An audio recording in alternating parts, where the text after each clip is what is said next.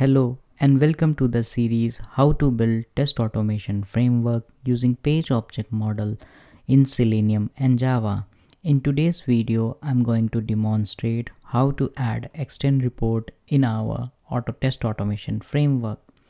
In part 1, we have added the required dependencies in our automation framework. In part 2, we are going to create a standalone class and try to generate a extend report. So let's begin. So I will be adding the standalone class in the main folder and under a package which I will be naming as a util. So for that, let's first add a package utils, and under that package let's add a class report manager. So to generate an extend report, there are the three important class which we will be using. First one is extend reports class. Second one is extend spark reporter, and the last one is extend test.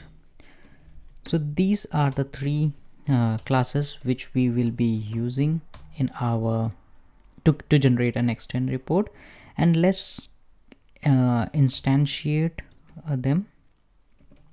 So first we will be instantiating our extend report, and then we will be instantiating the spark reporter.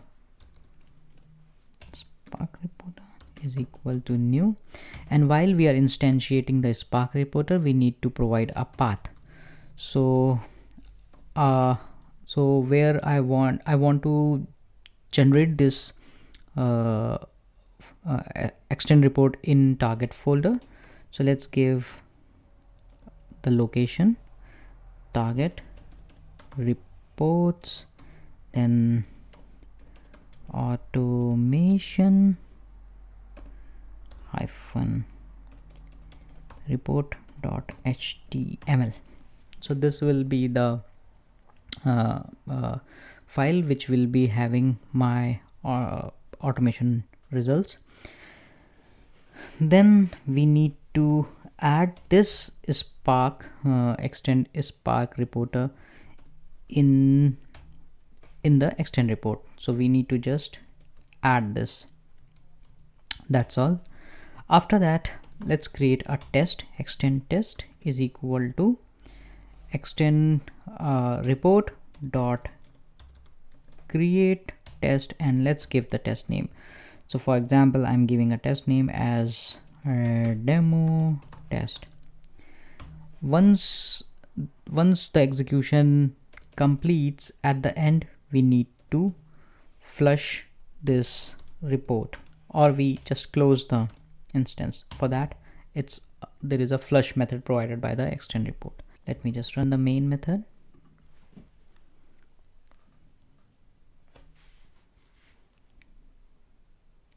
So main method is executed. If you see on the target report, the automation report is generated, and let's go and open it into a browser. So yeah, we could see the test name is demo test, which we have given over there, but this test do not have any steps. To add a step, what we can do, extend test dot log method is there, and in log method we have to pass a status and then whatever the message we can pass. So for example, status info comma this is demo, and then after that let's quickly rerun it.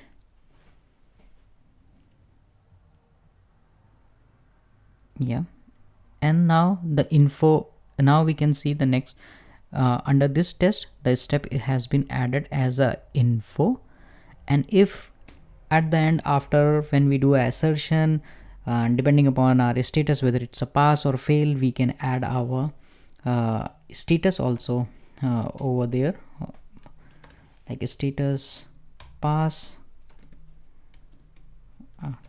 demo success, and then rerun. Yeah, and then we get it as a pass. So this is the standalone one, and let's do one thing. Let's create a method. Now we will try to use this in our framework. To do so, let's first do one thing. Let's add a method, or create a method void. Let's name it as a public void create HTML report, and in this we will be copying these 3 lines, and we will be calling this, let's make it as a static, and let's call it as a create HTML report.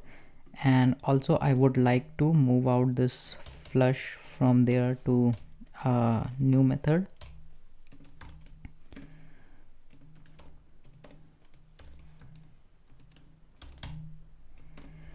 Okay, now at the end we will call a flush method. Let's rerun. Still everything is okay.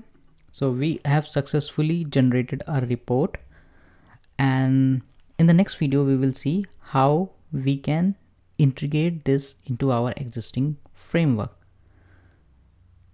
Thank you.